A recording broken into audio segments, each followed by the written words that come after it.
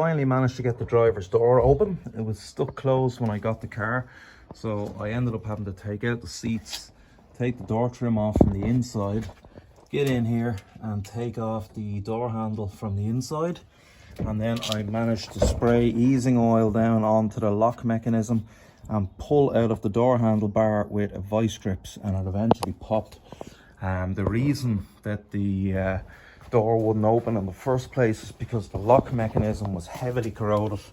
I have it soaking here in vinegar for the last 2 days, and it has come up pretty much like brand new. That was heavily corroded, and all the lock mechanisms were seized up. They're all moving nice and freely now, so that'll go back in and be perfect. Update on the interior: I got rid of those bucket seats and I got these beautiful seats for the front here. They came out of a Proton Satria, exact fit, bolted straight in, really nice. They're in amazing condition. Would have been nice to get a set of Recaros or something, but I'm not willing to spend that sort of money. In the back, got a set of seats out of a Lancer GSR, the next model. Immaculate condition. Obviously the car has its original floor mats there. They cleaned up amazing. They're in beautiful condition. Very rare to get them as well.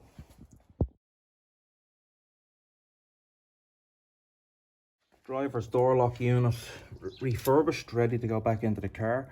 Cleaned up amazing after soaking in the vinegar. It's moving beautifully and free now. Everything's working as it should.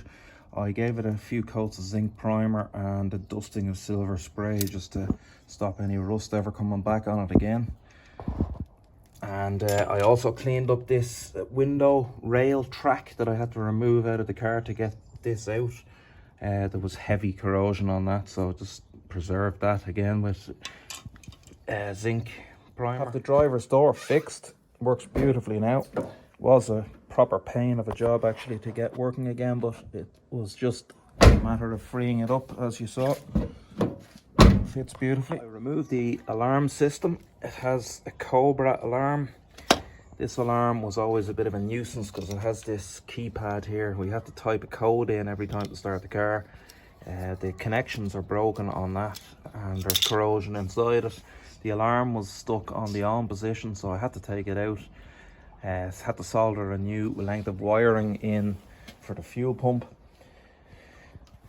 Took the brake master cylinder out because I couldn't bleed the brakes. Turns out the master cylinder was seized solid, so the piston is actually stuck in the pressed position. Won't come out, so I have a new one on order. Should be here in a few days. Very cheap as well. Brand new brake master cylinder now fitted. Filled it up with brake fluid. Just need to bleed all the brakes. Fitting the new roll bar bushings.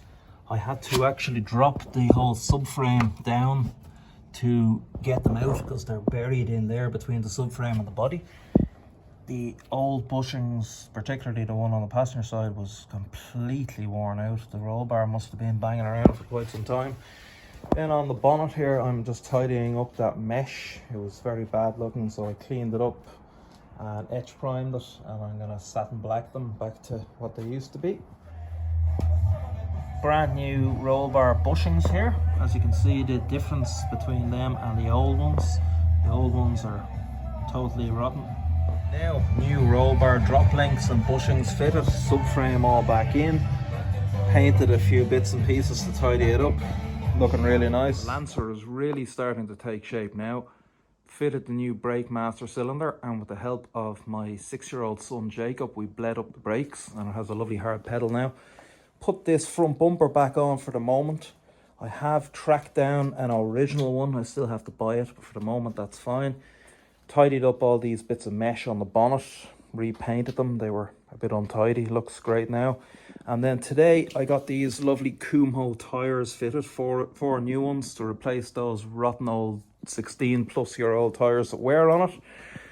And now the car is actually ready to drive under its own power for the first time in 15 and a half odd years. So really looking forward to taking it out for a spin when the weather improves out.